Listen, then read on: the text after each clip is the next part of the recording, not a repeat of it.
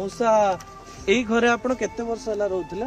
ଅନେକ ବର୍ଷ ସମସ୍ତେ ଘରେ ଥିଲେ ଆଜ୍ଞା। ସମସ୍ତେ ଘରେ ଥିଲେ। ମଉସା ଭଉଣୀଙ୍କ ସହିତ ଏଇ ଘରେ ରହୁଥିଲେ? ଆଜ୍ଞା।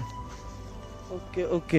ମଉସାଙ୍କ ଟିକେ ଘର ଦେଖିବା, କୋଉ ଘରେ ମଉସା ରହୁଥିଲେ ଆଉ କେତେ କଷ୍ଟରେ ରହୁଥିଲେ? ରହୁଥିଲୁ ସମସ୍ତେ ସମସ୍ତେ ସମସ୍ତେ। ହେଇନଥିଲା? ଆଉ ନାଇଁ ଏ ଘରେ ରହିନି। ଆସନ୍ତୁ ଏପଟେ। ଏଇ ଘରେ ନି ଏଇ ଘରେ ନି। ଜିତୁ ମୁଣ୍ଡାଙ୍କ ଘର ଆପଣ ଦେଖିବେ, ଯୋଉ ଘର ଆପଣଙ୍କୁ ଆଶ୍ଚର୍ଯ୍ୟ କରିଦବ ଦର୍ଶକ ବନ୍ଧୁ, ଏବଂ ଏଇ ଘରର କାହାଣୀ ବି ଆପଣଙ୍କୁ ଆଶ୍ଚର୍ଯ୍ୟ କରିବ।